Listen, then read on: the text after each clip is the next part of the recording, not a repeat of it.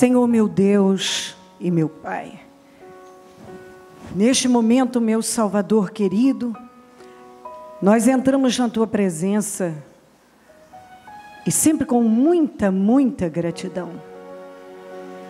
Nós queremos render a nossa gratidão e o nosso louvor e a nossa adoração ao Senhor, porque o Senhor é muito bom.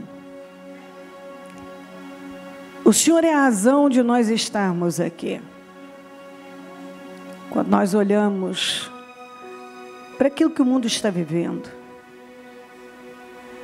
quando eu olho para esse ano em que nós podemos ver crise para todo lado, mas os que têm estado no Senhor e permanecido no Senhor, têm sido tão cuidado, que é como aqueles 3 jovens na fornalha. Estamos na fornalha, mas não estamos nos queimando, não há cheiro de fogo, nem chamuscado no cabelo. Não há um dia em que eu não tenha muito que agradecer ao Senhor, porque eu posso ver a ruína e a destruição para todo lado, mas posso ver um cuidado extremo na vida daqueles que têm servido ao Senhor. Nós temos batalhas, nós temos nossas lutas, mas é incrível como nós podemos ver o seu cuidado para conosco.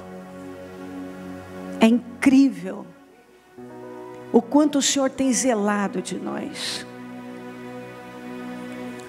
É incrível o cuidado que o Senhor tem tido, como sempre, com o seu povo. O Senhor é muito bom. O Senhor é um Deus muito bom.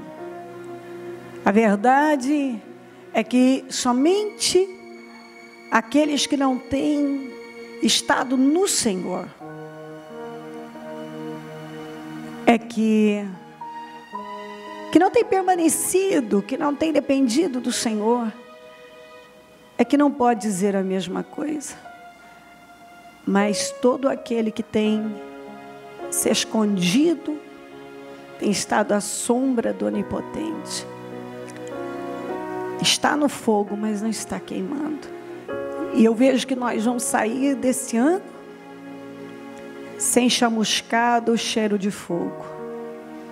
Nós passamos, mas não sentimos, porque a destruição não nos atingiu. Isso só pode ser o Senhor. Só pode ser o Senhor. Não tem como não ser o Senhor. Pai, eu quero te agradecer porque eu posso ver a sua mão desde o amanhecer ao anoitecer, do anoitecer ao amanhecer. Eu posso ver o quanto o Senhor cuida da sua igreja, cuida do seu povo. Por mais que haja lutas e guerras, mas posso ver o Senhor livrando, guardando, restaurando, suprindo, guardando as nossas crianças, guardando o nosso povo, guardando. Eu posso ver a sua mão estendida, protegendo. Eu posso ver um povo separado, sendo cuidado dia e noite. Oh, meu Deus, muito obrigada. Como o Senhor é bom. Obrigada pelo cuidado, pelo amor, pelo zelo, porque seus anjos estão ao nosso redor. Obrigada, meu Deus, muito obrigada, porque enquanto o mundo geme, o Senhor tem zelado pelo seu povo. Muitos vão e não voltam, mas nós temos ido, voltado, ido. O Senhor guarda a nossa entrada e saída. O Senhor guarda o nosso deitar e levantar, como diz a sua palavra. O Senhor tem nos dado sono enquanto alguns nem dormem. O Senhor tem nos dado apetite, o Senhor tem nos dado força. Saúde, tem nos dado sonhos quando alguns nem sonhos têm mais.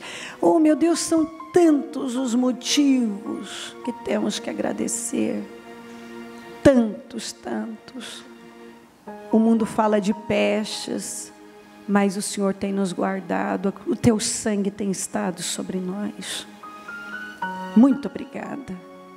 Obrigada, meu Deus, porque nós vimos crise por todo lado, mas nós temos visto o Senhor cuidar de nós em meio à tempestade. O Senhor, como diz sua palavra, o Senhor tem sido muro contra a tempestade, sombra contra o calor. E nós temos nos escondido nesse muro, estado nesta sombra. O Senhor é a brisa suave que sopra num dia quente.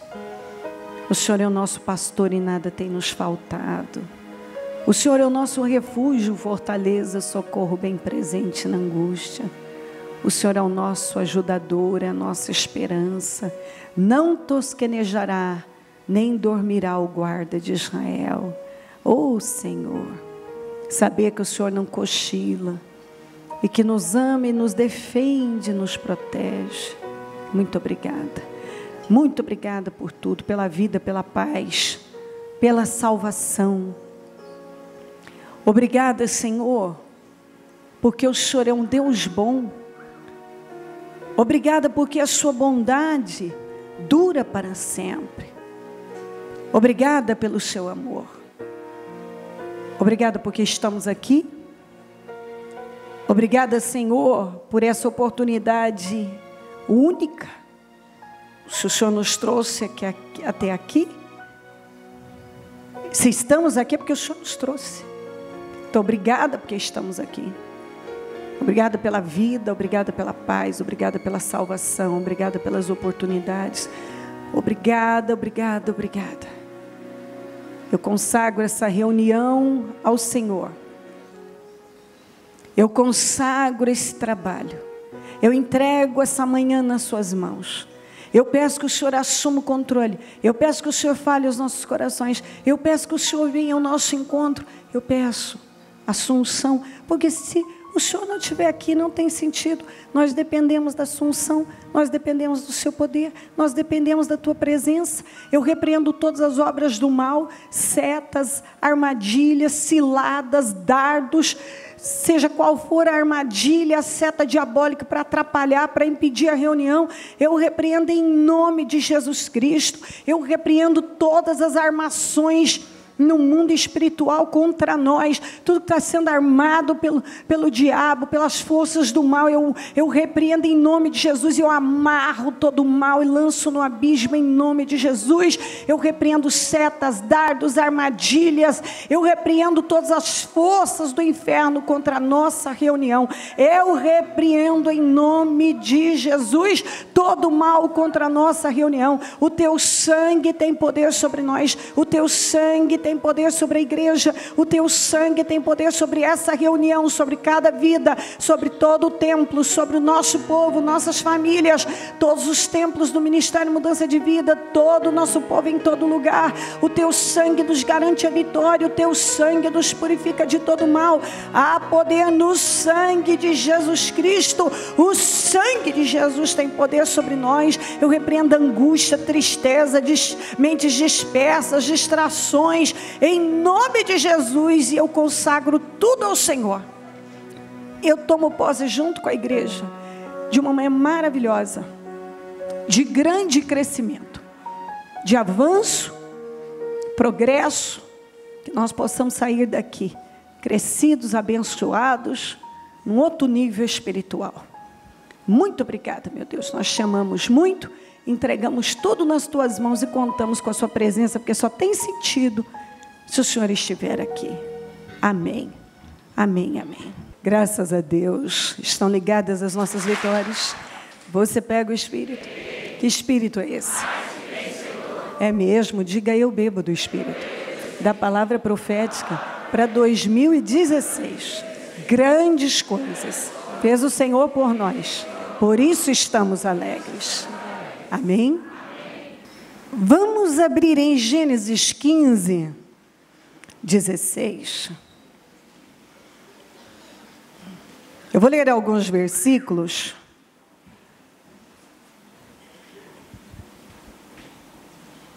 para que você entenda já no início dessa reunião muito bem Acredito o que Deus espera de cada um de nós. Na Gênesis 15:16, diz: na quarta geração, os seus descendentes voltarão para cá. Então, vamos juntos agora. Porque a maldade dos amorreus ainda não atingiu a medida completa. Quer dizer, apesar de você ouvir a palavra, você permanece na rebeldia até que Deus trate com você, até o julgamento. Essa medida completa, quando ele diz encher, que eu vou ler aqui, essa medida, tem uma medida. Em 1 Tessalonicenses 2,16 diz assim, Paulo falando aos Tessalonicenses: esforçando-se para nos impedir que falemos aos gentios e esses sejam salvos, dessa forma continuam acumulando os seus pecados, que é a mesma coisa. Acumulando os seus pecados. Aqui Deus diz para Abraão, a maldade dos amorreus ainda não atingiu a medida completa. Não atingiu. Não encheu ainda. Aqui Paulo disse para os Tessalonicenses, vocês continuem acumulando seus pecados, quer dizer, vai chegar nessa medida. Aqui em Mateus 23, Jesus disse no 32, assim testemunham contra vocês, mesmos que são descendentes dos que assassinaram os profetas. Acabem, pois, de encher, vamos juntos, de encher a medida do pecado dos seus antepassados. Em todo lugar, e eu poderia dar mais, e aqui em Amós 2,4, também diz assim, assim diz o Senhor, por 3 transgressões de Judá, e ainda mais por 4, não anularei o castigo, porque rejeitou a lei do Senhor, e não obedeceu os seus decretos, porque se deixou enganar por seus deuses falsos, deuses que seus antepassados seguiram. Deus estava dizendo por Amós, olha, você cometeu uma vez esse erro, eu te perdoei. Você cometeu a segunda, eu perdoei. Você cometeu a terceira, eu perdoei. Acontece que mudança arrependimento significa mudança. Quando você você continua. Você pede perdão, mas você continua fazendo. Vai chegar uma hora que você vai encher essa medida. Porque é uma medida. Há um nível de tolerância. A longanimidade de Deus vai até um ponto. Ele vai sendo longânimo com a pessoa. Longânimo. Até que chega um ponto que não há mais o que fazer. Que foi o que aconteceu com Israel. Estavam sempre caindo no mesmo erro, no erro da idolatria. Seguiam outros deuses, e Deus perdoava, até que chegou um ponto que ele disse, aqui ó, porque rejeitou a lei do Senhor, não obedeceu aos seus decretos, porque se deixou enganar por deuses falsos, deuses que os seus antepassados seguiram. Então agora, já atingiu o que tinha que atingir, já foi no limite. Quando Deus falou com Abraão, sobre os amorreus, sobre os cananeus, sobre Canaã, era uma maneira de dar oportunidade aos cananeus. Tempo, porque Deus é tão justo que Deus dá tempo. Ele dá tempo para o ímpio, como deu para os cananeus, ele dá tempo para o justo. Como ele lutou com os judeus através de Jesus, através de Paulo, e com tantas pessoas. Mas como nós vimos aqui, continuem acumulando os seus pecados. Ou aqui para os amorreus, dito por Deus para Abraão, ainda não atingiu a medida completa. Ou Jesus disse, acabem de encher a medida do pecado dos seus antepassados. Continuem nessa linha, que vocês vão conseguir encher essa medida de tolerância. Continua. Vocês estão enchendo, vocês estão conseguindo encher. Para os amorreus, ainda não chegou, não atingiu a medida, essa medida completa. Ainda falta um pouco. Eu estou dando oportunidade para eles. Mas se eles não chegarem, e Deus sabia que eles não iam chegar, mas mesmo assim deu oportunidade, porque Deus é misericordioso, Ele desapossou aquele povo da terra. Porque os cananeus, eles não queriam saber de Deus. O Deus deles era Baal, e a Baal e tantos outros deuses, mas o principal Deus era Baal, eles faziam tudo. Há arqueólogos que, isso não é conversa, isso é comprovado, eles encontraram várias caixas com recém-nascidos, que eram oferecidos a Baal e a outros deuses. Os primogênitos, eles davam os recém-nascidos, eles davam os primogênitos. Eles sacrificavam os próprios filhos aos deuses.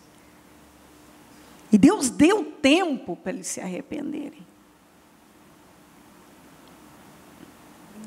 Depois Paulo está pregando o evangelho, lá estava aquele povo se opondo, e ele disse, aqui, continuem acumulando seus pecados. A mesma coisa Jesus disse, acabem pois de encher a medida dos pecados de vocês, os pecados dos seus antepassados. Nesse caminho vocês vão conseguir. Vamos para Zacarias 5:5. Diga comigo, a longanimidade de Deus tem estabelecido certa medida para os pecados de cada ser humano. E nós vamos ver hoje também, Deus tem estabelecido uma medida para os pecados de nações, reinos, pessoas, cidades. Chega, tem um limite. Bom, encheu essa medida de tolerância. Aí Deus começa a agir. Só que nós precisamos ver que quando Deus trata com o ser humano, é a parte mais perigosa. Porque o ser humano é lançado no inferno. A alma é lançada no inferno quando não há arrependimento. Então, quando atinge essa medida, quando enche essa medida, tem uma medida, e alguns conseguem encher.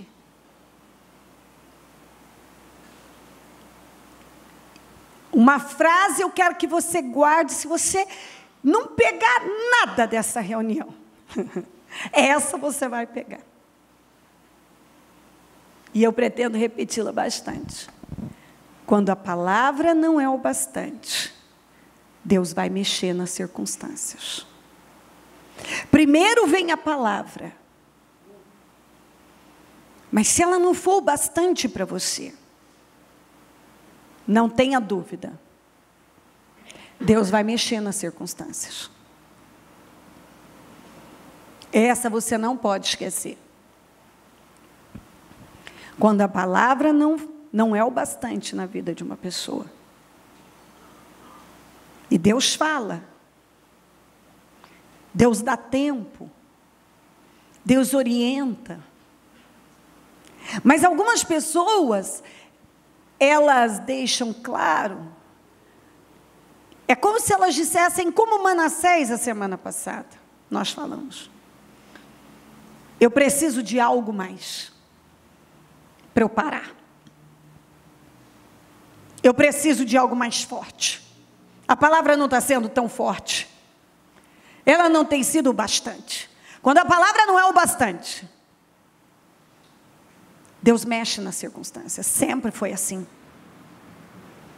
Em toda a Bíblia nós encontramos as coisas funcionarem dessa maneira. Primeiro vem a palavra, primeiro vem o aviso. Primeiro Deus falou com Nabucodonosor. Não foi bastante? Não foi. O exemplo de Nabucodonosor não foi o bastante para Belsassar.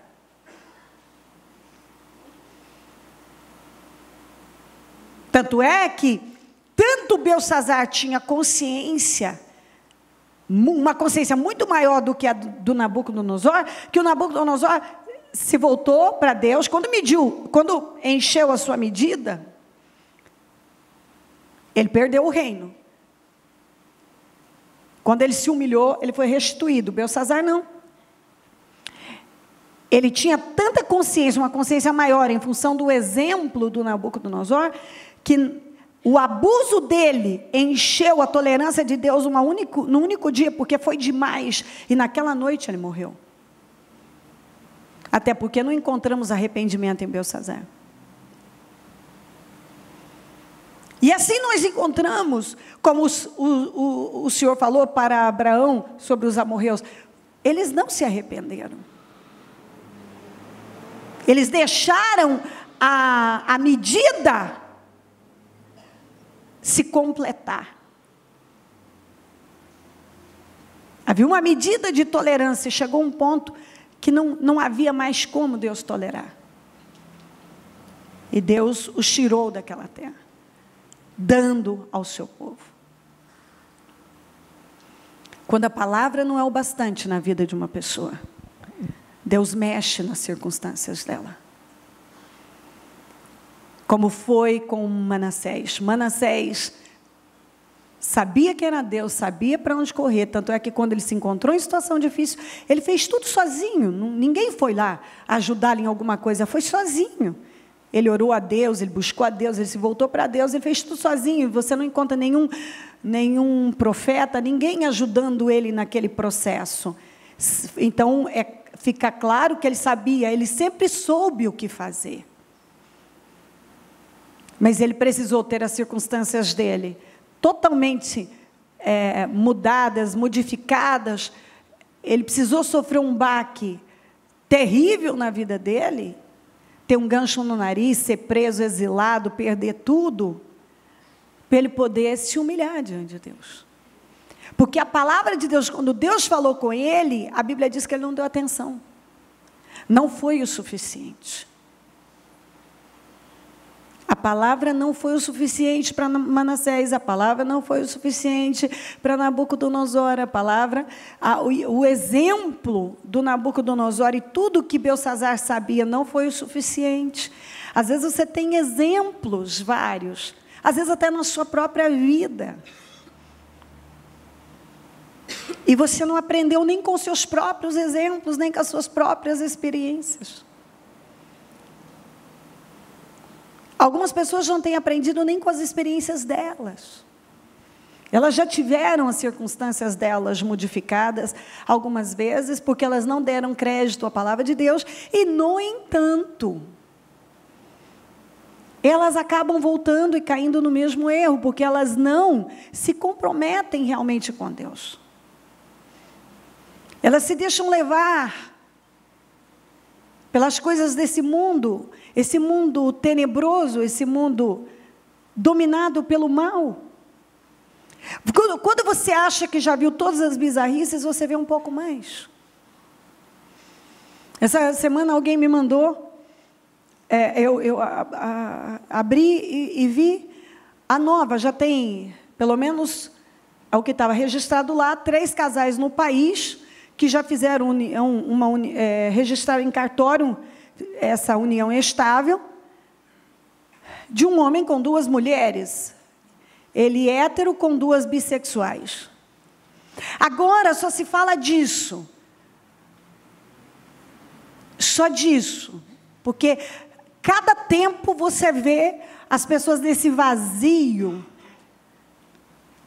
buscando alguma coisa para preencher a vida. Cada tempo a sociedade passou por um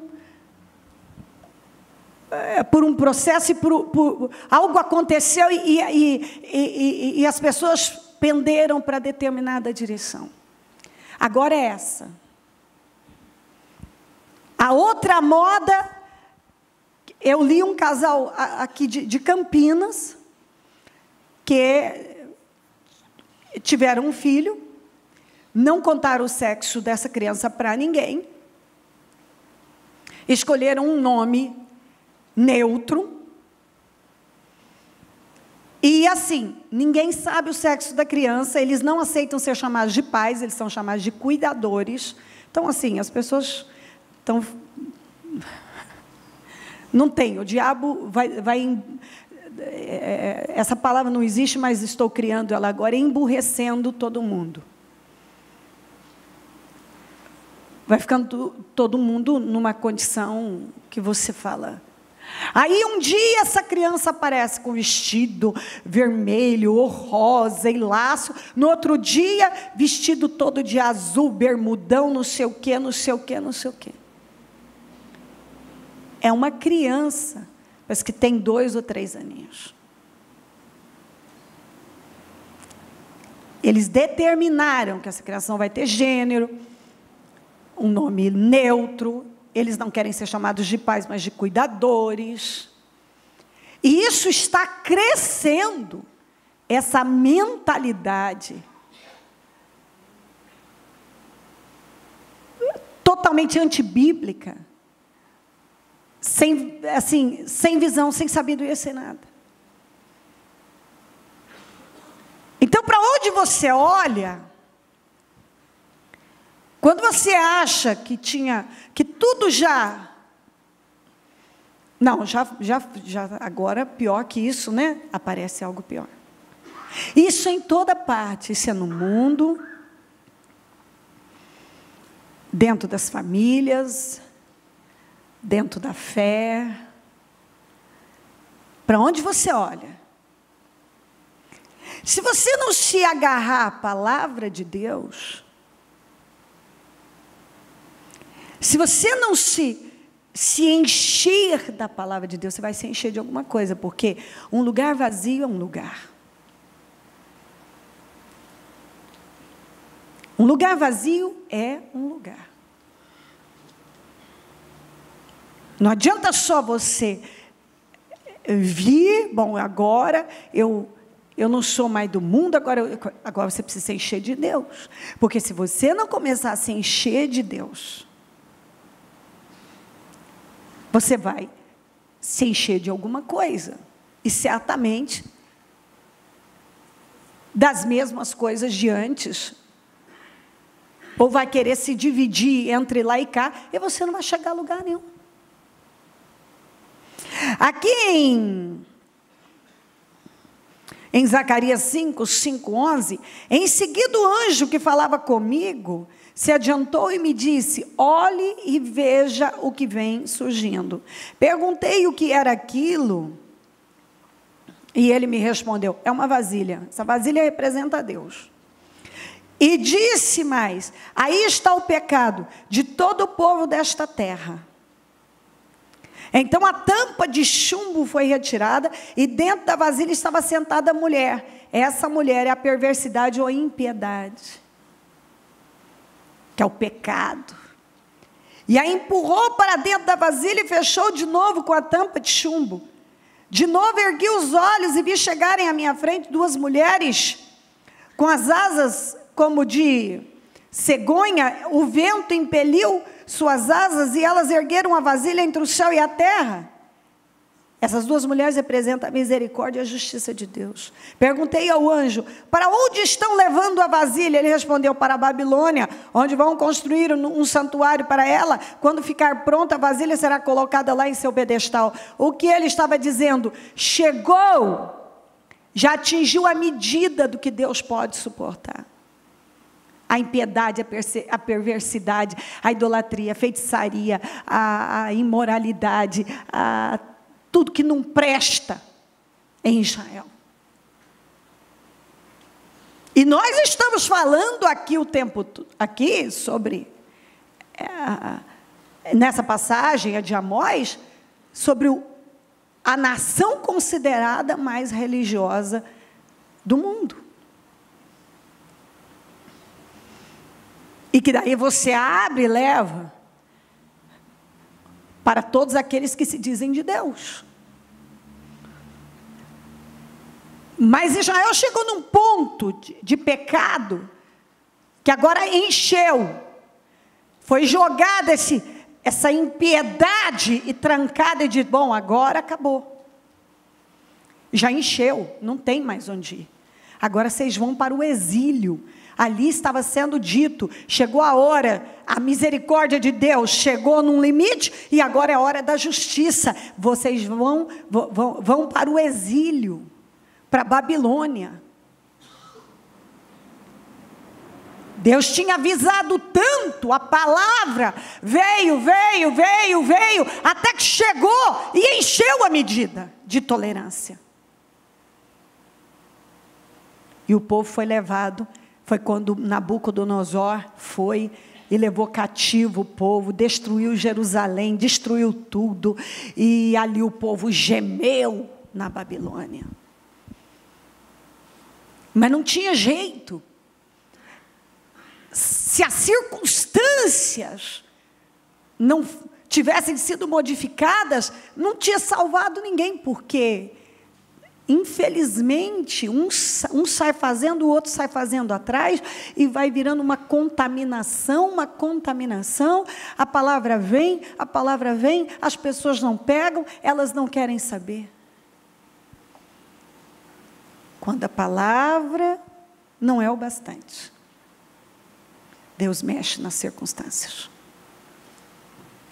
Chegou aqui um ponto que a medida de tolerância, de longanimidade de Deus, chegou no seu limite.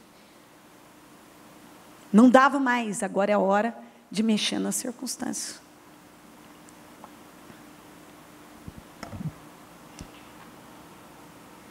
A Bíblia diz em 1 Samuel 15, 23, pois a rebeldia é como o pecado de feitiçaria, arrogância, como o mal da idolatria.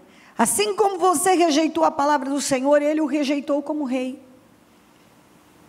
Aqui, na Almeida, a mesma coisa. A rebelião é como pecado de feitiçaria, o porfiar como iniquidade e idolatria. Então, rebelião, eu quero que você guarde isso. Quando você se rebela contra a palavra de Deus, contra as direções que você tem recebido, é como pecado de feitiçaria. Os feiticeiros não herdarão o reino dos céus, diz a Bíblia. E a pessoa, às vezes, é comum as pessoas dizerem, principalmente os crentes, eu não sou feiticeiro. Se você se rebela contra a palavra de Deus, contra o que você recebe, sim. E a arrogância, que é o orgulho, dentro disso está egoísmo, mas dentro desse mal da idolatria, você encontra que a avareza é como pecado de idolatria. E aí você vai abrindo a cobiça, você estudando mais de perto, você vê que a autopiedade. É a iniquidade. É como pecado de idolatria, como pecado de idolatria. O porfiar. A arrogância, você está recebendo algo de Deus, mas você é orgulhoso demais, é arrogante demais para aceitar. Você não aceita. Você não quer aceitar. É como pecado de idolatria. Os idólatras não herdarão o reino dos céus. É muito importante que você guarde isso aqui, porque às vezes as pessoas, elas estão carregando uma maldição na vida delas, e o pecado é uma maldição, e elas falam, não, mas eu não faço isso, eu sou evangélico, sou cristão, não bebo, não fumo, eu não faço isso, eu não faço aquilo, eu não faço aquilo outro. E às vezes você tem cometido tantas coisas diante de Deus que são abomináveis, que tem o poder de roubar até a sua salvação. Porque a Bíblia diz, por exemplo, que os feiticeiros e os idólatras não herdarão o reino dos céus. Não herdarão. E o que aconteceu também com Saul, que recebeu essa palavra, inclusive, foi que Deus foi tendo tolerância com ele, até que chegou um ponto que ele encheu a medida de Deus e Deus o rejeitou. Porque a palavra, e ele tinha Samuel que pregava para ele, era um homem de Deus, o orientava, o acompanhava de pertinho, estava junto com ele em tudo, mas você vê que quando uma pessoa ela endurece para Deus, ela pode ter o Samuel do lado dela, orientando ela. Que ela está fechada. Vamos para 1 Reis 19, 15 a 18. Uma outra situação que encheu a medida de Deus. A longanimidade de Deus. Foi até um ponto, chegou um ponto que não tinha mais onde ir. 1 Reis 19, 15. O Senhor lhe disse, volte pelo caminho por onde veio e vá para o deserto de Damasco. Chegando lá, unja Hazael como rei da Síria. Unja também Jeú, rei de Ninse, como rei de Israel. E unja Eliseu, filho de Safate, de Abel Meolá, para suceder a você como profeta. Jeú matará todo que escapar da espada de Hazael, e Eliseu matará todo aquele que escapar da espada de Jeú. No entanto, fiz sobrar 7.000 em Israel, todos aqueles cujos joelhos não se inclinaram diante de Baal, todos aqueles cujas bocas não beijaram. Você deve lembrar que essa passagem que Elias estava muito ferido, deprimido, entrou no deserto, chegou a pedir a morte, por tudo que ele já tinha acompanhado em Israel. Aliás, ele não foi morto porque Deus não deixou, porque ele foi perseguido, mas perseguido por Jezabel, por Acabe, instigado por Jezabel, porque ele era o profeta do Senhor e não aceitava o que estava acontecendo em Israel. Israel é uma nação santa. Quem era o Deus de Israel? O Deus vivo. Acabe sabia disso. Acabe era conhecedor desse Deus. Acabe sabia da verdade. Desobedeceu a Deus numa lei. Uma ordem que Deus havia dito, não case com mulheres cananeias. Ele casou com uma dos sidônios, que era Jezabel. Essa mulher, possuída pelo mal, era muito forte.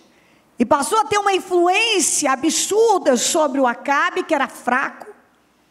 E ela controlava o Acabe, e nesse controle, ela conseguiu construir um templo a Baal em Israel, altares por toda parte, corrompeu o povo, levou o povo à idolatria, a adorar Baal na terra do Deus vivo. O profeta Elias lutou e foi perseguido. Aqueles que lutavam contra as determinações de Jezabel eram assassinados. Os profetas do Senhor foram assassinados. Ela não só não se contentou em tornar Israel um lugar profano e levar as pessoas à idolatria, à feitiçaria, à imoralidade, ela matava aqueles que levavam o nome do Senhor. Então ele chegou num limite de esgotamento e ele reclamou com o Senhor. A resposta do Senhor para ele foi isso: chegou a hora de agir. Então Deus ia usar de três meios. Ele ia usar do exército inimigo, Hazael, que era um líder também sanguinário, que foi capaz de matar o seu próprio senhor. Ele matou o rei e assumiu o lugar do rei. Ele era um homem sanguinário. Deus ia usar do inimigo para mudar as circunstâncias de Israel. Deus ia usar de um rei que era o Moro dos tempos da Bíblia.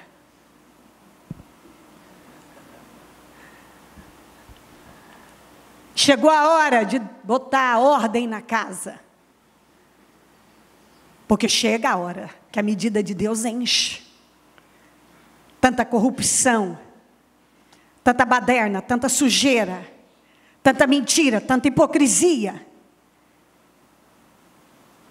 E as pessoas vão ganhando força, impunidade, até que Deus, porque talvez, quando a pessoa está tendo aquela força para fazer, ela não sabe, ela acha que é ela. Mas é Deus. Deus usa pessoas para fazer aquilo que é preciso. Então aqui ele ia usar um inimigo, um rei inimigo, o rei da Síria, inimigo de Israel. E ele precisava de um rei diferente de todos. E ele escolheu pelo jeito a dedo. Porque se você estudar, eu faço questão que depois você tiver essa curiosidade de estudar sobre Jeú, é bem provável que você não encontre ninguém mais impiedoso, astuto, ágil, ativo, agressivo do que Jeú. Pensa num líder impiedoso. Mas ele, é interessante que tudo isso ele fazia por zelo do Senhor. O Senhor falou: você vai limpar Israel da família de Acabe. E ele não havia nada que o fizesse parar ou temer. Ninguém nunca teve coragem de enfrentar Jezabel. Jeú era muito ousado, até a forma dele dirigir. A Bíblia fala que quando viram ele, daqui a pouco eu leio sobre isso, viram aquele jeito agressivo no guiar o carro, e aí disseram: só tem um que dirige, que é louco desse jeito.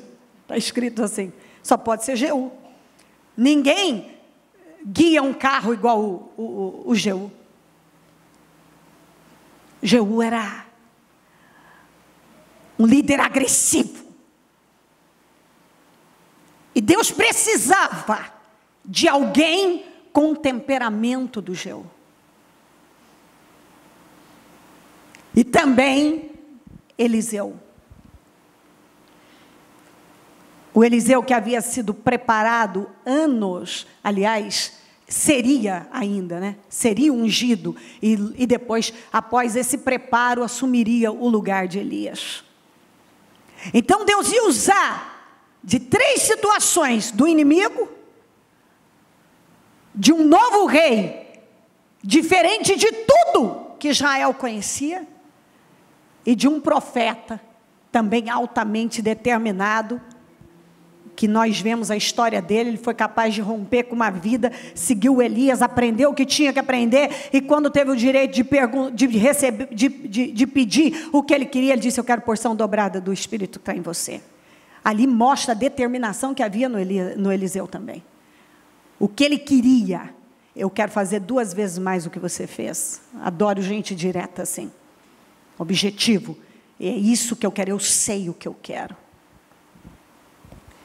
E aí Deus disse: eu vou usar desses 3, porque o Hazael é o inimigo, faz a parte dele. Jeú é o rei, faz a parte dele. E o que Jeú não conseguir, o Eliseu vai fazer. Mas eu vou fazer um limpa, porque chegou na medida, chegou a hora de mudar as circunstâncias desse país. E agora eu vou usar daquilo que é necessário, para fazer o limpa que é necessário. E Deus começou a fazer. Quando você acompanha toda a história, por exemplo, o Jeú. O Jeú, ele foi numa determinação dada por Deus. Deus falou tudo o que tinha que fazer, pois ele seguiu à risca. Ele saiu matando a família do Acabe. Quando encontrou com Jezabel, que ainda tentou desafiá-lo.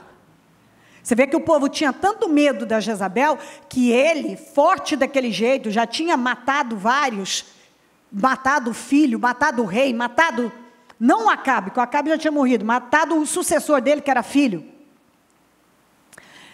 Ele disse: quem está comigo para acabar com essa maldita? Apenas 2 ou 3 olharam e tiveram com ele. De tanto que as pessoas tinham medo da Jezabel, a Bíblia diz que 2 ou 3, está escrito assim, 2 ou 3 foram com ele. De tanto medo que elas tinham, em função do poder de sedução que ela tinha. E as pessoas não tinham coragem de enfrentá-la, mas Jeú teve. E mais 2 ou 3 pessoas tiveram. A Bíblia fala isso. Está escrito isso. Aqui não dá, se eu ler tudo, nós não saímos daqui. 2 ou 3 pessoas. De tanto, não tinha, as pessoas não enfrentavam. Mas ali estava um homem determinado a enfrentar. Jogaram ela da janela. E ela, quando ela caiu, a Bíblia diz que o sangue dela espirrou na parede, nos cavalos, e ele entrou e foi comer. Quando ele estava comendo, ele disse: vá lá e pega o corpo dela e enterre, porque é filha de rei. Pega aquela maldita e enterra, porque é filha de rei. Quando eles chegaram lá, a palavra do profeta Elias já tinha se cumprido.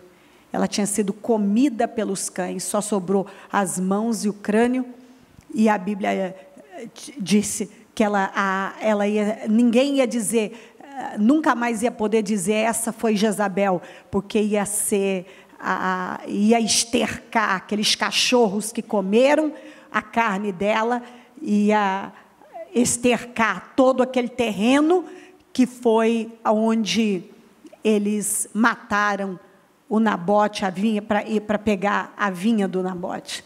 Então, cada palavra, cada profecia que havia sido liberada, foi sendo cumprida, à risca.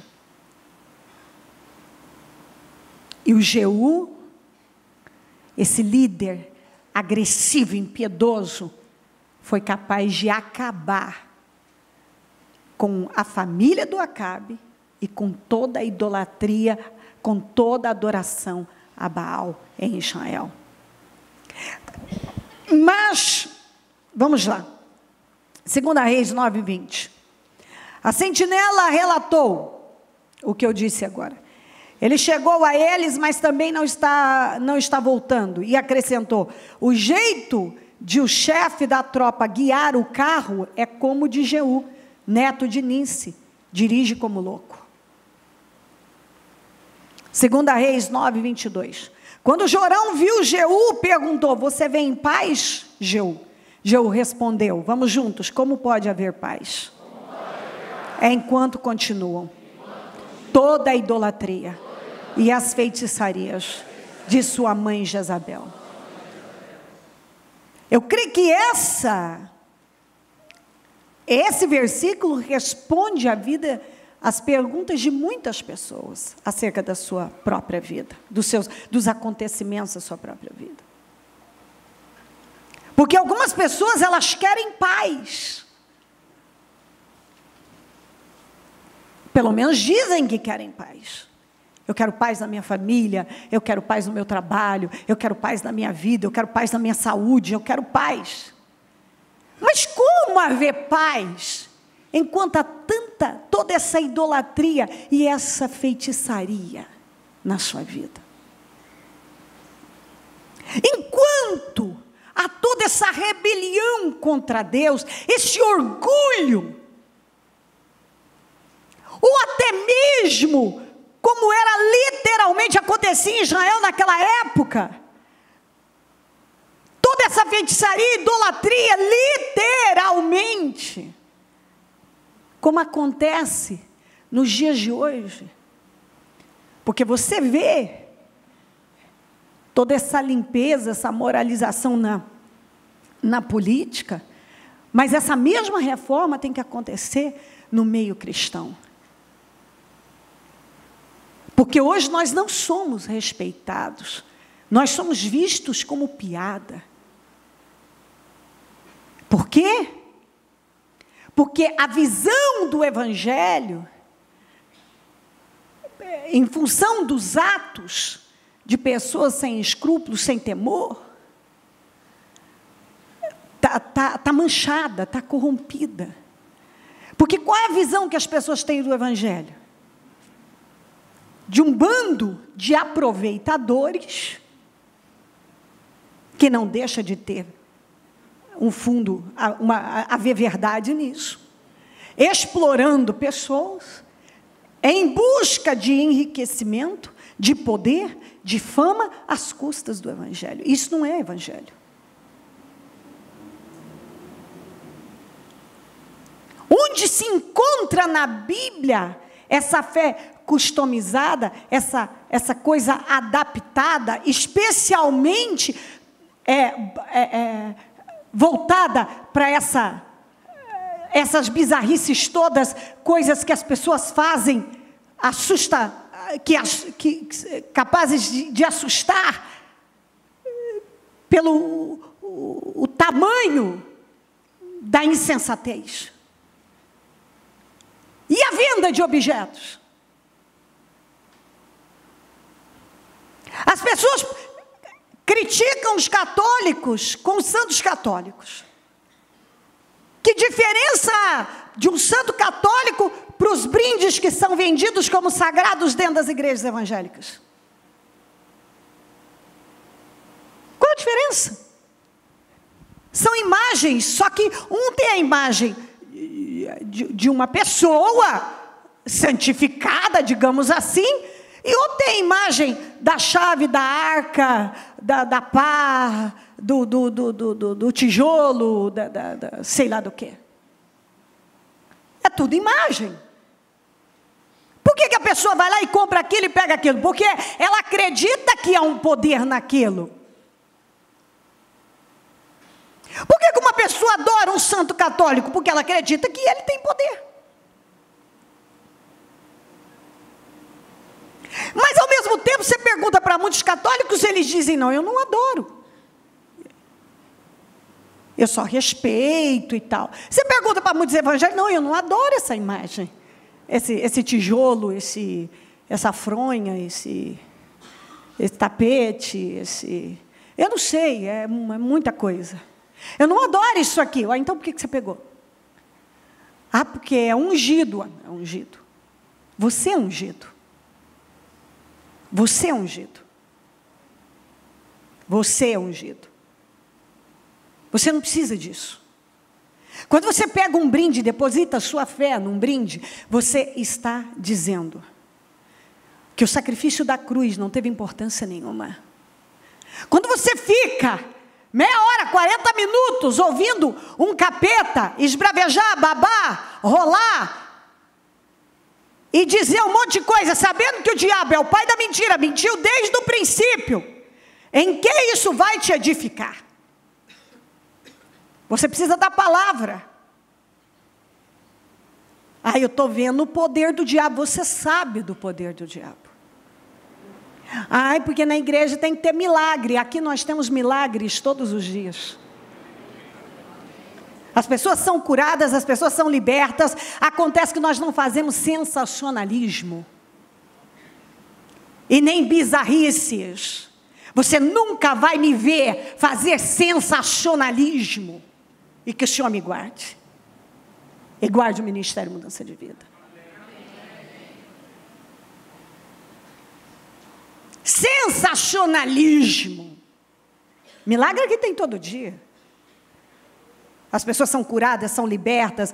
Eu passaria horas dizendo a quantidade de pessoas que foram curadas de câncer, dos mais diversos problemas, sem contar a prosperidade, a saúde, as restaurações familiares. Nós vivemos milagres o tempo todo. Agora não precisamos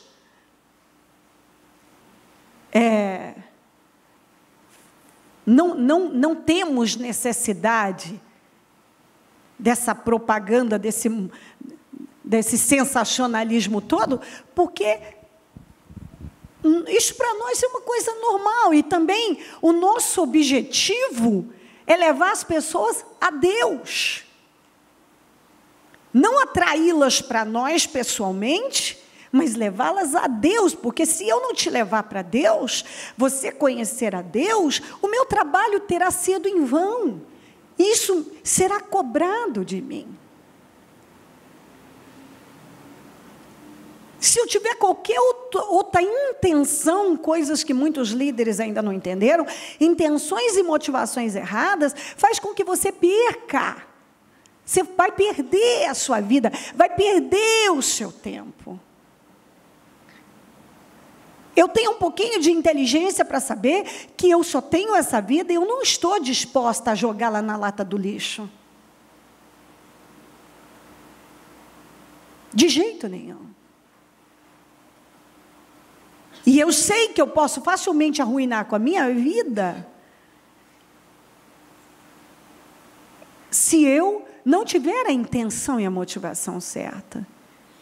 Então, a minha intenção aqui, a intenção de qualquer líder, ou de qualquer pessoa que se coloca à disposição do Evangelho, não pode ser outra.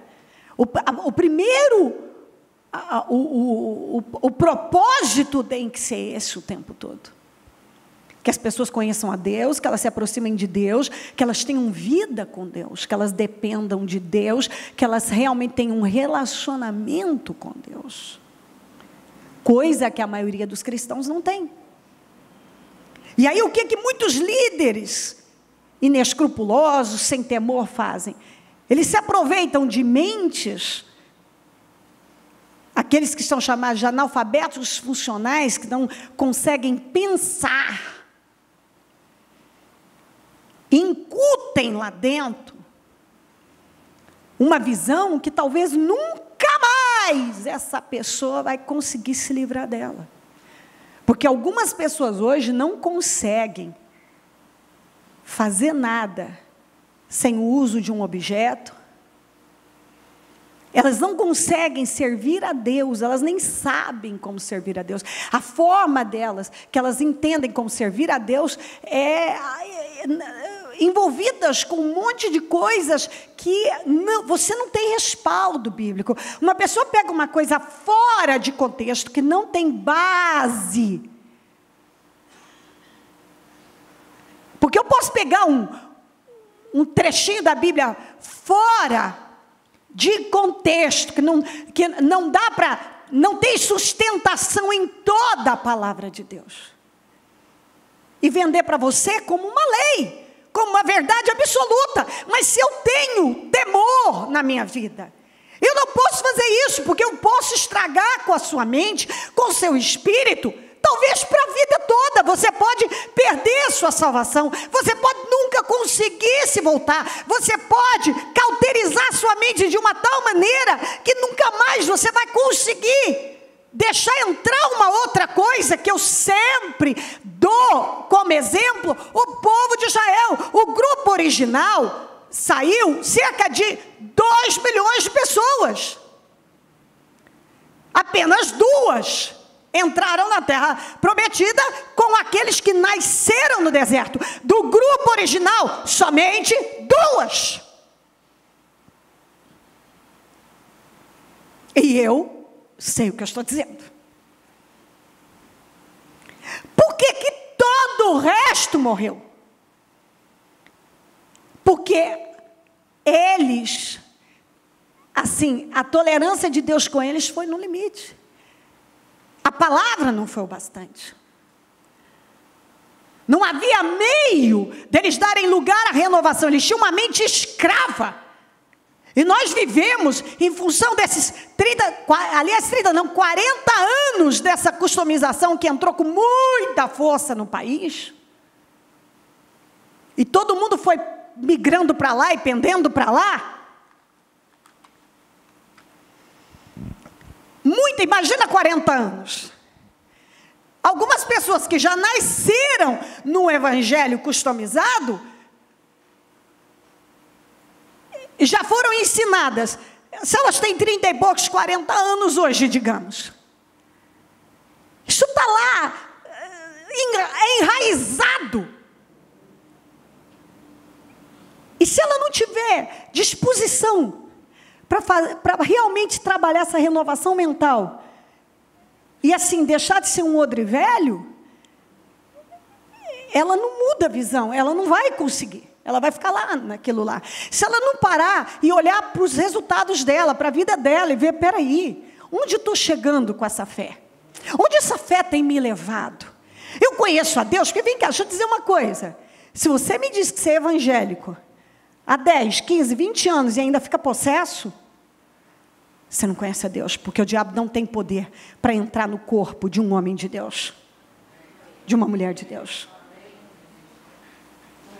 Você me diz que você está há 30 anos vivendo a mesma coisa, dando voltas ao redor da mesma montanha, vivendo a mesma história. Espera aí. Deus nos chamou para vivermos em novidade de vida, uma vida diferente. Então, você tem que analisar se a falha não está em Deus. Onde é que está a falha? Está em você, no tipo de fé que você manifesta? Talvez você não segue a Deus com uma paz no seu coração. É sempre... Você tem que comprar mais uma coisa, e você tem que pagar por mais isso, e tem que pagar por aquilo, e tem que pagar por aquilo outro, e tem que dar mais isso, e tem que pagar mais aquilo. E você imagina essa vida o tempo inteiro.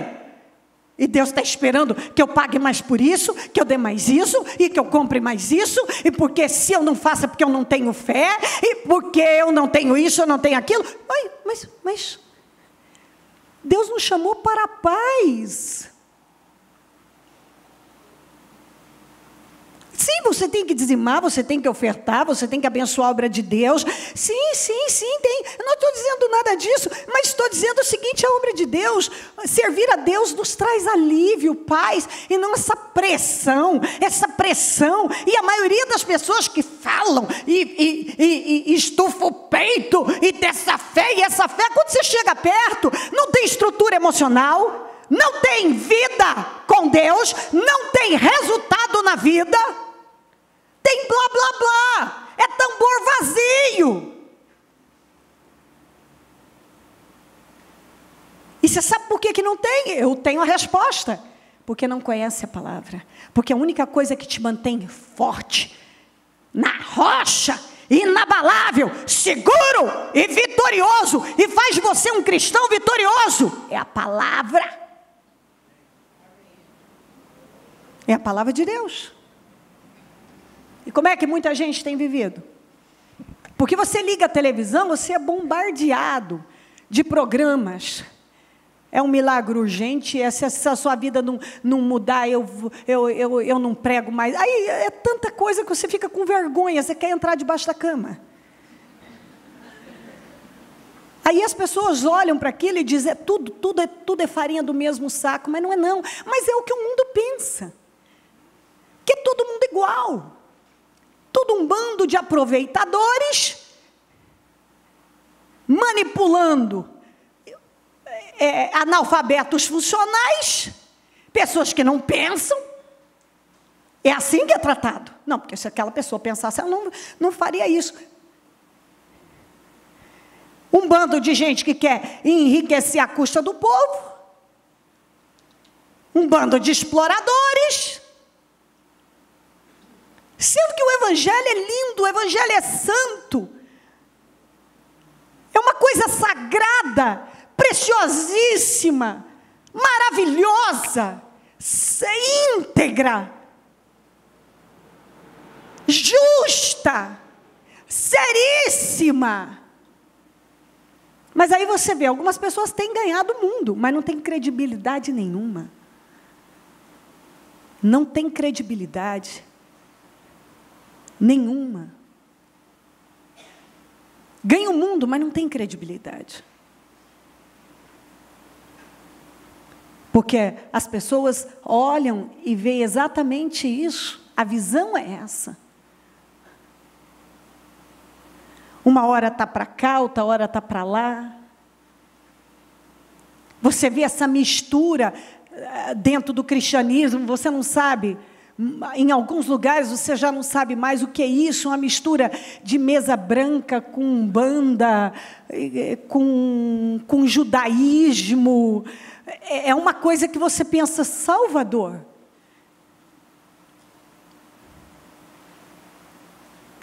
É exatamente isso. É o passe que vai tirar e vai te descarregar disso, e é o ritual de você fazer aqui e aquilo, são os rituais judaicos, as cerimônias. Você fala, mas para que é isso? Jesus foi à cruz para quê? Jesus morreu, leia, por favor, tenha esse capricho. Vai lá nos evangelhos e leia as dores, o sofrimento de Jesus. Leia cada dor que ele passou. Ele desceu às profundezas, ele pegou as profundezas, pegou as chaves da morte e do inferno. Nos deu poder para pisar na cabeça do diabo, nos deu autoridade sobre o diabo, nos deu autoridade sobre as enfermidades, nos deu poder para vencer, nos deu as chaves do reino dos céus. Ele nos deu. Você não precisa de nada disso. Você não precisa pegar rituais de doutrinas que a palavra de Deus abomina. Como é que eu vou pegar algo dos judeus, se eles nem creem em Jesus Cristo, e se eles não creem em Jesus Cristo, eles não serão salvos? Como é que eu vou pegar alguma coisa do espiritismo, seja ele em que nível, seja qual for o nível, se a Bíblia diz que esse tipo de fé é abominável diante dos olhos dele? Por que eu vou pegar algo de uma fé idólatra, se a palavra diz que esse tipo de fé, a Bíblia está recheada, tem histórias mil de Deus tratando com o povo, exatamente porque penderam para a idolatria, para a feitiçaria, para tudo isso. O que nós vivemos nos dias de hoje? Exatamente isso. Ora, cada dia que passa, mais portas largas. Estamos na graça. Na graça. Então, você pode pecar doidado. Paulo diz, não, a graça não é para você uma desculpa para você viver pecando. Deus é amor na graça, e assim, não sabe mais, venha como está, fique como está, Deus é amor, o que é isso? O que é isso? A porta estreita, e essas pessoas vão pagar um preço danado, porque a porta estreita e apertada é a que conduz a salvação, a larga e espaçosa, a perdição. Não, ser cristão significa crer em Jesus, confessá-lo e mudar o seu estilo de vida. Se você nunca mudou o seu estilo de vida, você não pode dizer que você está agradando a Deus. Não. Então, não, a porta larga, não. Não, essa customização, essa idolatria, essa feitiçaria dentro do Evangelho, não. Como pode haver paz? Enquanto permanece em Israel toda, permanece na sua vida essa rebelião, essa arrogância, ou essa idolatria, essa feitiçaria, ou essa customização. Talvez você tem isso, você se é viciado nisso, não sei, porque algumas pessoas são assim, porque você liga a TV, é assim, é uma coisa atrás da outra. Você imagina o ímpio vendo isso. Você compra essa pá ungida, compra a meia ungida, compra a arca ungida, compra a coisa ungida, o sabão ungido. A senhorinha que comprou a vassoura ungida para varrer o diabo da casa dela, mas não saiu. Mas a vassoura era ungida. A senhora veio aqui, ela comprou a vassoura, não nossa. Nós não vendemos a vassoura. Essa eu não vou levar. Ela comprou, disse que a vassoura era ungida. O pastor prometeu que o diabo ia sair da casa dela. Mas o diabo não saiu. Quando você começa a analisar, você vê que tem razão do ímpio muitas vezes nos atacar. Isso não está certo. Aí você liga a TV, é um vendendo um negócio. É um chorando de cá que se você não depositar X, o programa vai sair do ar. É o outro reclamando de lá que se você não depositar X hoje, correndo, o programa vai sair do ar. É outro pedindo arrego, pelo amor de Deus. O meu programa vai sair do ar. Quando você chega mais perto, é sabido que aquilo não é verdade.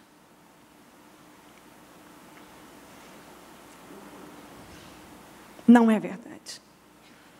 Mas o povo, dependendo do grau da dor, do sofrimento e tal, ele está sozinho na casa dele, e ele está tão assim, cego pelos problemas, que ele é levado. É onde Deus vai cobrar desse tipo de gente.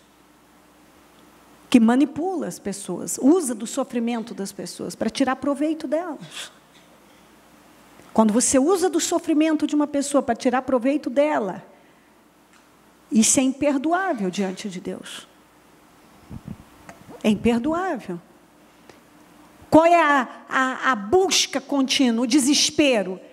Quem vai se tornar mais poderoso? Quem vai ter mais gente, mais poder, mais poder de mídia, mais poder disso, mais poder daquilo? E o Evangelho não é isso. Ele não é isso. Em nenhum momento é dada a você uma direção para você aceitar, viver uma vida acabada, miserável. Não é nada disso, muito pelo contrário. É justo do obreiro viver e viver dignamente do seu salário. Porém, a prioridade da vida de quem se compromete com o reino de Deus deve ser levar as pessoas a Deus. Porque se Deus quiser que o meu evangelho cresça, Ele vai me dar condições para isso, sem que eu tenha que explorar, usar, manipular, encenar. Ele vai. Mas na gana de ter um crescimento explosivo, um movimento, vai sem escrúpulo, sem olhar para a necessidade daquela pessoa, para a dor dela, orientá-la. Você vai dizer para mim, dentro do nosso ministério, muitas pessoas já fizeram doações de tudo que se possa imaginar, sim. Mas eu tenho um número maior de pessoas que quiseram fazer doações e nós não deixamos. Você vai dizer, como? Não entendi, bispa. Porque nós levamos essa pessoa a buscar a direção de Deus, a ter certeza que aquilo não é feito na emoção, que Deus a mandou fazer realmente. Se ela tiver certeza, vá orar sobre isso. Vamos conversar daqui uma semana. Vá orar sobre isso. Veja, busque direção de Deus e vê se é isso que Ele está mandando você fazer. Você sabe por quê? Porque se Deus me mandou fazer isso, e muitas vezes eu fiz doações para a obra de Deus. Eu sempre fiz. Ele me honrou, Ele financia. Mas se não foi Deus que mandou, Ele não vai financiar. Ah, bicho, mas tudo que a gente planta, a gente... Sim, você vai colher pelo que você planta para a obra de Deus. Mas eu não quero que você viva à base de emoção. Quero que você aprenda a ouvir a Deus. Porque Deus falou com você, você vai ter uma experiência grandiosa com Ele. Você vai ter. Somente para Ele, porque Ele merece. A honra é do Senhor Jesus. E eu não falo nada que eu não tenho um conhecimento de Deus o bastante e uma segurança para ensinar você. Porque nessa última hora, essa reforma que você vê acontecendo aí fora, eu sei que Deus vem falando que vai acontecer dentro do Evangelho. Eu só lamento pela quantidade de pessoas que a mente já está tão cauterizada que ela já não quer nem ouvir uma outra coisa, ela está fechada, ela já se fecha. Porque ela não sabe buscar a Deus de uma outra maneira.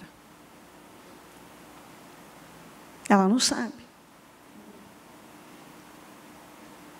E não pode ser assim. Como é que você vai ter paz com toda essa idolatria e feitiçaria? 2 Reis 10, 28. Assim Jeú eliminou a adoração a Baal em Israel, que é o que tem que acontecer. Acabar com essa customização. As igrejas pregarem a palavra, a adoração ao Deus vivo.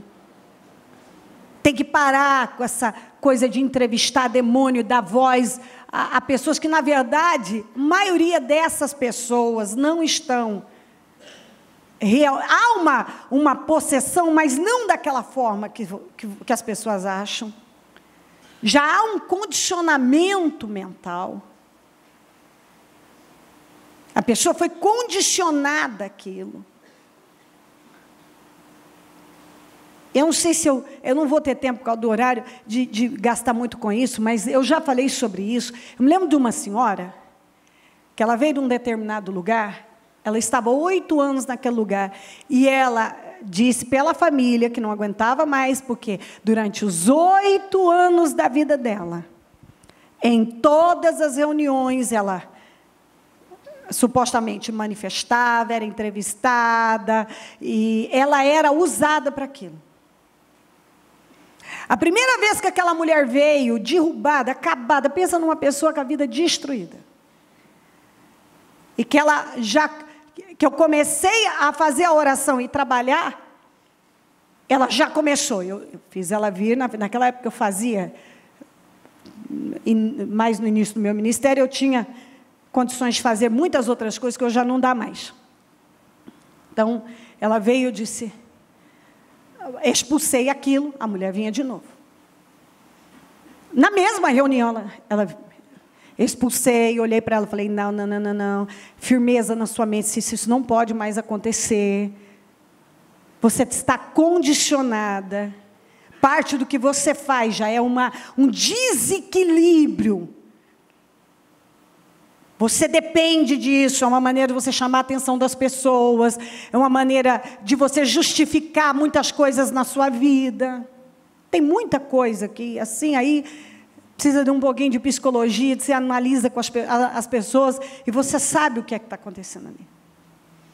Às vezes uma autopiedade, uma necessidade de existir. As pessoas, elas reagem das mais diversas maneiras por autopiedade. Que é idolatria também. E aí, segunda reunião, essa mulher de novo. Eu de novo. Na terceira eu disse, para. Põe ela em pé. Não consegue, pode ficar. Olha aqui para mim, olha aqui para mim. Fique em pé. Fique em pé. A partir de hoje, você vai assumir responsabilidade pela sua vida. E que começava a firmar. Não, você tem força sim, pode firmar a perna. Nunca mais, pelo menos dentro da nossa igreja, nunca mais aquilo aconteceu. Isso eu tive 2 casos, tive outros, mas esses 2 casos específicos. Que a pessoa tinha, aí ficava aquela coisa, não, pode firmar, você tem força para firmar. Isso aí não é demônio, isso é a sua mente, que está condicionada. Sim, há uma seta diabólica, mas você tem consciência do que está acontecendo. Eu estou me fazendo entender? Amém. Você tem consciência. Você tem. É igual uma outra senhora que tinha mania. Eu sei que você vai dizer assim, bispo, mas isso, meu filho, não tinha saída. Não tinha saída. Ela veio de um lugar onde ela estava condicionada. A gente começava a buscar Deus, ela caía no espírito, supostamente. Só que ela vinha na sexta-feira, ela ficava endemoniada. Eu disse, a próxima vez que ela cair no espírito, vocês não vão socorrer. Ela caiu, levou um tombo daqueles, nunca mais caiu no espírito. Não, porque eu já tinha falado, isso é um condicionamento mental, minha senhora. Ela não quer ouvir. Eu falei, sai o obreiro de trás dela, que você vai cair mais no espírito. Não caiu mais. Não caiu mais. Também parou de ter manifestações. Então, muitas coisas, a pessoa está tão condicionada que ela nem sabe por que ela está fazendo. Ela viu não sei quem fazer. Isso é poder de Deus. O que é poder de Deus? Poder de Deus é andar em vitória. Poder de Deus é você ter uma vida digna. Poder de Deus é você levantar todos os dias com energia, poder e segurança. Poder de Deus é você ir e voltar para casa seguro. Poder de Deus é você ser zelado todos os dias. Poder de Deus é ter lucidez, sabedoria. É você ter energia, visão, sabedoria de Deus. Poder de Deus eu vejo o tempo inteiro na minha vida. Poder de Deus é andar em vitória.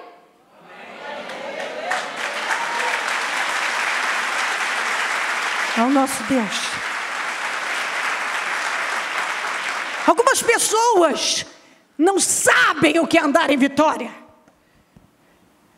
Elas não sabem. Elas não têm sanidade. Elas não têm uma mente sã. Elas não têm um emocional saudável. Elas não têm vida. Elas não têm vitória para contar. Elas não têm construções bem-sucedidas. E vem me falar de poder de Deus? Vem me falar de poder de Deus. Aí tem que ter milagre, tem que ter milagre. Só de eu estar de pé aqui é um milagre. Só de você estar aqui é um milagre. Tudo que está acontecendo aqui é um milagre. Isso é milagre. O maior milagre da vida da gente é o quanto somos sustentados todos os dias por Deus.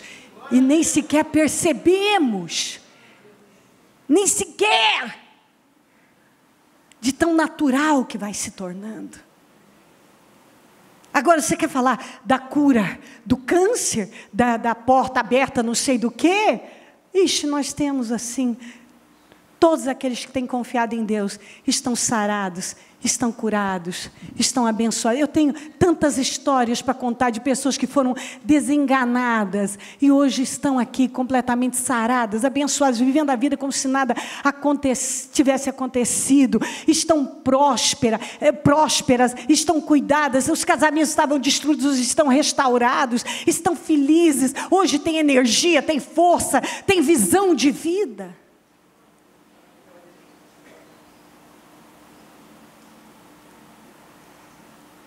A única maneira de você ter uma vida, se você quer uma existência gloriosa, você precisa conhecer a Deus. E você não vai conhecer a Deus se você não conhecer a sua palavra. Você não precisa de mim para conhecer a Deus. Muito menos de um brinde. Muito menos pagar por uma bênção. Acontece que quando uma pessoa ela está vazia de Deus, ela tem uma ansiedade, ela sai em busca de alguma coisa. Ela quer uma solução rápida, então ela não quer pagar o preço, mas não existe isso em nenhum lugar da Bíblia. Você tem que passar por um processo, tem que acontecer mudança interna, tem que acontecer uma renovação mental, tem que acontecer um crescimento em Deus. As pessoas precisam adquirir maturidade espiritual, é o que está faltando. A maioria não é madura, a maioria não conhece a Deus, a maioria não tem estrutura espiritual nenhuma, emocional, qualquer probleminha está desabando.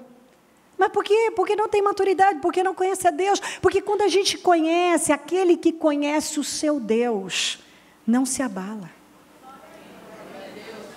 Aquele que conhece o seu Deus não se abala. Jeú fez um limpa em Israel. Pensa num homem que fez um limpa.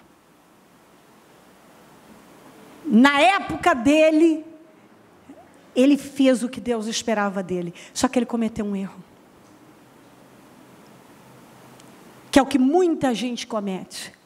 Por um lado, faz tudo que Deus espera, mas deixa passar algo não menos importante.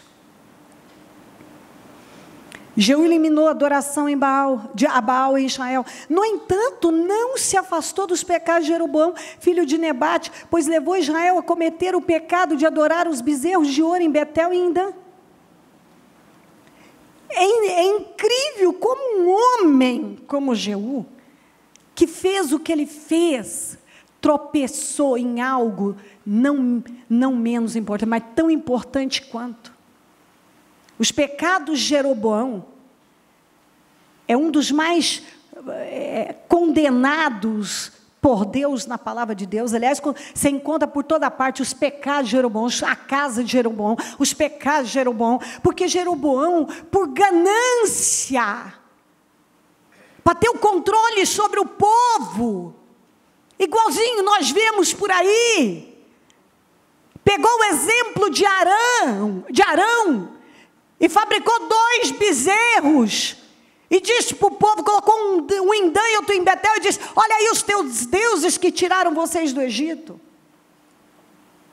Por quê? Por que ele fez isso, bispa? Porque ele temia que o povo fosse a Jerusalém, e se apegasse ao filho de Salomão, voltassem para a dinastia de Davi,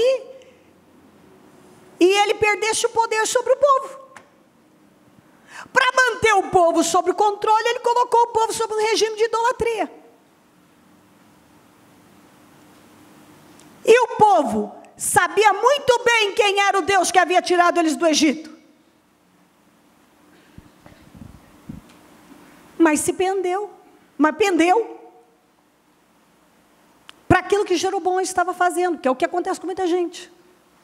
Mas o que Deus falou para Elias lá quando mandou ungir Hazael, o rei inimigo, que tratou duramente com Israel? Deus usou Hazael, o rei da Síria, para tratar com Israel, usou Jeú para tratar com a casa de Acabe, usou Eliseu, Mas ele disse, ainda deixei, fiz sobrar 7.000, que os joelhos não se curvam, esses 7.000 não se curvaram diante de Baal, e nem os seus lábios beijaram Baal. Você tem que estar entre 7.000, que vai resistir firme, e não vai se curvar a um sistema falido, derrotado e abominável, que não se dobra diante do sistema desse mundo, e nem dentro do sistema religioso, porque de tempo em tempo tem um sistema novo, é uma modinha. Nós precisamos ficar com a palavra de Deus e não vai ter modinha. A palavra de Deus não tem modinha, mas você vê que de tempo em tempo tem uma modinha. Tem uma coisa nova. Agora, nada pegou tão forte, especialmente no nosso país. Nada pegou tão forte quanto a venda de objetos dentro das igrejas, venda de bênçãos, vendam disso. Isso sim, mas por que pegou? Porque isso dá dinheiro. Isso dá muito dinheiro. E aquilo que dá dinheiro não acaba fácil. Você não viu a onda do dente de ouro, a onda do riso, a onda do cair no espírito durar tanto? Tudo isso passou por aqui. Tem outras que passaram também. Todas essas passaram. A onda do paletó que derruba meio mundo, e ungido, e a água ungida que derruba, e o paletó ungido, tudo isso ungido, e que cai um em cima do outro. Isso não durou tanto. Ainda acontece, mas não tanto. Agora, a venda de objetos, a venda de bênçãos, essa não foi embora, e ela não vai embora fácil, porque ela manipula, e ela manipula um sistema financeiro poderoso. Porque as pessoas encontraram nisso que os dízimos e ofertas não eram suficientes para dar a alavancada que queriam. E na venda dessas coisas, você alavanca muito. Você arrecada muito. Você arrecada muito. Levanta muito dinheiro nisso. Compre isso, venda aí. Vende isso, vende aquilo, e vende aquilo, você arrecada muito. Você pega muito dinheiro com isso. Então, as pessoas ficam viciadas nisso. Eu não quero fechar eu não quero parar com essa fonte é muito rentável, desculpe. É rentável, eu não posso perder uma fonte dessa. Só que ela é contrária à palavra. E ela contamina as pessoas. E ela não leva ninguém a ter vitória, coisa nenhuma. Uma pessoa vai ter vitória porque ela mudou internamente. Ela vai ter vitória porque ela tem uma comunhão com Deus, porque ela crê da palavra, porque ela está obedecendo a palavra de Deus. É dessa forma que ela vai ter vitória. Jeú deixou passar. Ele acabou com uma parte, ele resolveu a parte da idolatria, a questão da idolatria, a adoração a Baal, mas ele deixou passar os bezerros de Jeroboão. Que é o que acontece com muita gente. Ele acerta uma parte da vida dele, mas ele está deixando passar outra, tão importante quanto. Tão importante quanto. O que aconteceu com isso? Aqui, 2 Reis 10, 32 a 33. Naqueles dias o Senhor começou a reduzir o tamanho de Israel, e o rei Hazael conquistou todo o território israelita, a leste do Jordão, incluindo toda a terra de Gileade. Conquistou desde o Aroé até junto à garganta de Arnon, até Bazã, passando por Gileade, terras das tribos de Gade, de Rubem e de Manassés. Olha que loucura! Israel que estava tão estabelecido, todas aquelas fronteiras seguras, todas as terras conquistadas, agora começou a perder para o inimigo. O tamanho de Israel, que era grande, de repente, foi reduzido, começou a perder para Hazael. Lembra que o Senhor levantou o Hazael exatamente para isso. Você não muda eu não sei por que eu estou perdendo para o ímpio, eu não sei por que eu estou perdendo para o Hazael, ele é ímpio, Senhor, ele é um rei sírio, ele é ímpio, você também é ímpio. Não, Senhor, sirva o Senhor, não, você também é ímpio. Israel tinha parado de adorar a Baal, mas estava adorando os bezerros de Jeroboão. Então estava na mesma. O que Deus fez? Usou o Hazael, que lá atrás ele mandou Elias ungir, com esse propósito, de tratar com Israel. De repente você começa a perder para o ímpio. E você pergunta, por que eu estou perdendo para o ímpio? Por que uma pessoa começa a perder para o ímpio? Perder espaço.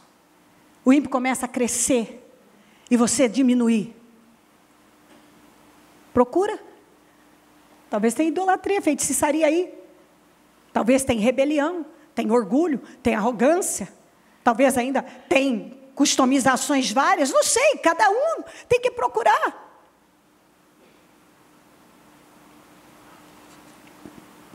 Para encerrar, eu já li sobre isso aqui em Gênesis 35, 1-5. Deus disse a Jacó: suba a Betel e estabeleça-se lá e faça um altar ao Deus que lhe apareceu quando você fugia do seu irmão Esaú. Disse, pois, Jacó aos de sua casa e a todos os que estavam com ele: livrem-se dos deuses estrangeiros que estão entre vocês. Purifiquem-se e troquem de roupa. Venham, vamos subir a Betel, onde farei um altar ao Deus que me ouviu no dia da minha angústia e que tem estado comigo por onde tenho andado. Então entregaram a Jacó todos os deuses estrangeiros que possuíam e os brincos que usavam nas orelhas, e Jacó os enterrou ao pé da grande árvore, próximo a Siquém. Quando eles partiram, o terror de Deus caiu de tal maneira sobre as cidades ao redor, que ninguém ousou perseguir os filhos de Jacó. Bispo, o que é isso? A família de Jacó estava em apuros por causa de um erro que os próprios filhos haviam cometido. E, aliás, alguém havia cometido com a menina que havia pego uma das filhas de Jacó, e etc. E eu conto esse detalhe outro dia. Mas o que importa aqui é que quando eles se encontraram em apuros para Deus dar o livramento que eles precisavam, antes Deus disse: tirem os deuses estrangeiros do meio de vocês. Você sabe como é que começou a entrar os deuses estrangeiros na casa do Jacó? Pela Raquel, a mulher dele. Quando ela saiu da casa do pai dela, do Labão, ela roubou um dos ídolos dele. Por que ela fez isso? Porque de alguma maneira, lá dentro dela, havia alguma coisa que a levava para aquilo. Ela roubou um dos ídolos, uma das imagens do pai, e escondeu. Tanto é que o pai foi em busca procurar. E ela mentiu que não estava com... E escondeu e o Jacó nem ficou sabendo disso, diz a Bíblia. Mais tarde, tantos outros, e você vê que tinha muitos ídolos na casa do Jacó. Muita idolatria na casa do Jacó. E Deus disse: se livrem dos deuses estrangeiros, senão não tem como eu dar vitória para você. E ele precisava de um grande livramento. E algumas pessoas nem percebeu, foi entrando por intermédio da mulher, do marido, do filho, e a sua casa está lotada de ídolos, talvez está lotada de um monte de coisas que Deus abomina. Talvez você olha abre as suas gavetas, não tem mais onde botar brinde, botar envelope, botar isso, botar aquilo outro. Tem tanta coisa na sua casa customizada, talvez na sua própria vida. Essa idolatria represente um orgulho, uma arrogância. Talvez essa feitiçaria representa essa rebelião. Eu não sei. Talvez Deus está falando da sua casa espiritual. Talvez está falando da sua casa espiritual e da sua casa literalmente. cheia de idolatrias, cheia de coisas que você até hoje não se livrou, de imagens várias, você deposita a fé nisso, naquilo outro. E Deus disse, tira. Tira. E só depois que eles tiraram tudo, que o Senhor deu o livramento. Eu comecei dizendo que tem uma medida. Há uma medida estabelecida por Deus. Chega um ponto.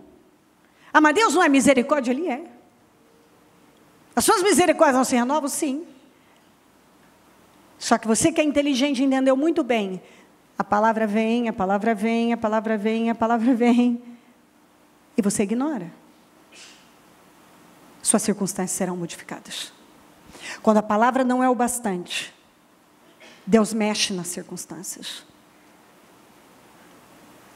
Eu disse que se você não tivesse conseguido pegar nada, que essa você deveria lembrar. Quando a palavra não é o bastante na vida de uma pessoa, Deus vai mexer nas circunstâncias dela. Ele vai te chamar a atenção de alguma maneira. E quando Deus chama a atenção, é bom que a gente se humilhe. Cada um deve se humilhar e se render diante de Deus e dar ouvidos à voz dEle. Essa palavra é muito clara. Está claríssimo. O próprio Senhor Jesus disse aqui: acabem de encher a medida do pecado dos seus antepassados. Quer dizer, é nessa direção que vocês vão continuar? Acaba de encher, que daqui a pouco as circunstâncias de vocês também, as circunstâncias serão mexidas, mudadas.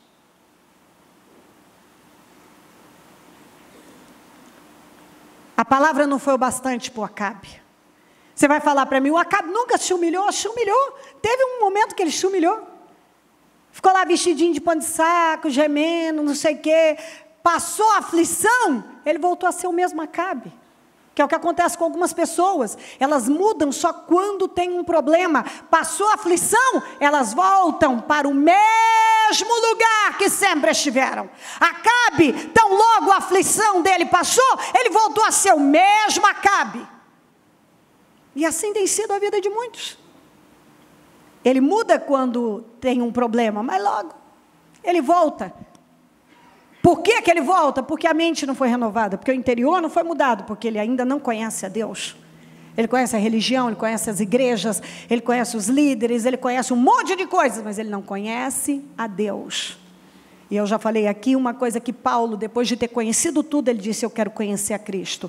Está na hora, agora que você já conheceu de tudo, e tudo, você deve buscar conhecer a Deus. Conhecer a Cristo na sua vida. Coloque-se em pé, por gentileza.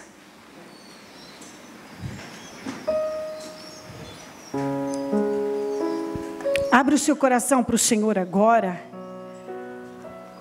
E peça para que Ele te ajude a crescer por intermédio da sua palavra, da sua mensagem, para que você tenha progresso. Eu quero que você ore agora, Senhor, eu quero me vestir dessa palavra. Igual quando você sai, você veste uma roupa. Você está vestido aqui, eu estou vestida. Agora você deve se vestir espiritualmente, vestir o seu espírito, a sua alma dessa palavra. Se vista dessa mensagem. Como você cobriu o seu corpo, cubra o seu espírito. Senhor, eu quero te conhecer. Essa tem que ser a sua oração. E eu não quero me esquecer dessa palavra. Eu me comprometo que eu vou voltar a ouvir essa mensagem novamente. Vou me comprometer com o Senhor na minha vida. Porque eu sei que eu preciso de maturidade. Eu preciso crescer verdadeiramente no Senhor. Eu não sei quais são as suas necessidades, as suas questões, mas é hora de você falar com Deus.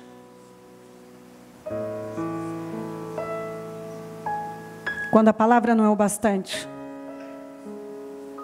Deus mexe nas circunstâncias. Ó Espírito Santo, eu falei bastante, agora é o Senhor que vai atuar e fazer com que essa palavra se desenvolva em cada coração e que essa pessoa produza frutos através do entendimento, da absorção dela. Eu oro para que haja uma transformação através do entendimento da sua palavra. Para que nenhum seja o mesmo, viva da mesma maneira, prossiga da mesma maneira na vida. Eu oro por entendimento revelado. Eu oro para que essa palavra entre de forma revelada. Eu oro, Senhor, para que cada um receba essa palavra de forma revelada.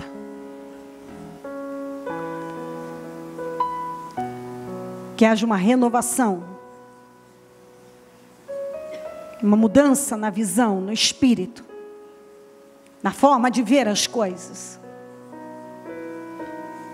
Que a mente dessa pessoa sofra uma renovação agora, e o interior dela seja lavado, que as escamas caiam, que o argueiro seja tirado, e que ela veja tudo que ela não estava vendo, que ela tenha o entendimento de tudo aquilo que ela não estava tendo, que ela tenha a revelação que ela nunca teve, que a palavra possa esclarecê-la profundamente, meu Pai. Todavia, ela nunca poderá dizer que ela não sabia, porque hoje o Senhor deu a ela uma aula sobre esse assunto. Uma aula profunda, e que ela nunca na vida vai poder alegar ignorância. Se ela não sabia de tudo isso, agora ela sabe. Se ela não tinha tido acesso a essas informações, agora ela tem. Se ela não sabia, agora ela sabe. Ainda que ela diga, eu não creio, não vai mudar. Se ela crê ou não crê, vai continuar sendo verdade, a verdade da sua palavra. Não a verdade da Cleo ou do Ministério Mudança de Vida, a verdade da sua palavra. Se ela acha que não é bem assim, não muda também, porque o que está escrito comprova. Eu tenho segurança para falar dessa maneira, porque eu tenho como respaldo a sua palavra. E não há como alguém, ainda que alguém queira discutir comigo, não fui eu que fiz as leis. Eu não escrevi a Bíblia. Ela vai ter que se haver com o Senhor. Pai Todo-Poderoso, que nenhum saia da mesma maneira, mas que daqui saia um povo maduro, com uma visão muito clara do seu Evangelho, da sua vontade, por intermédio da sua palavra. Que ela decida não perder mais nenhum tempo da vida. Talvez ela já perdeu muitos anos da vida dela vivendo de uma forma sem resultados,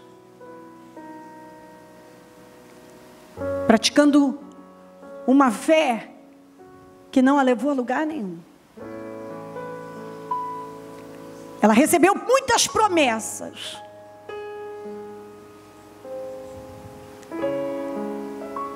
mas palpável, real, realidade, ainda não aconteceu. Seja qual for a situação de cada um, meu Pai,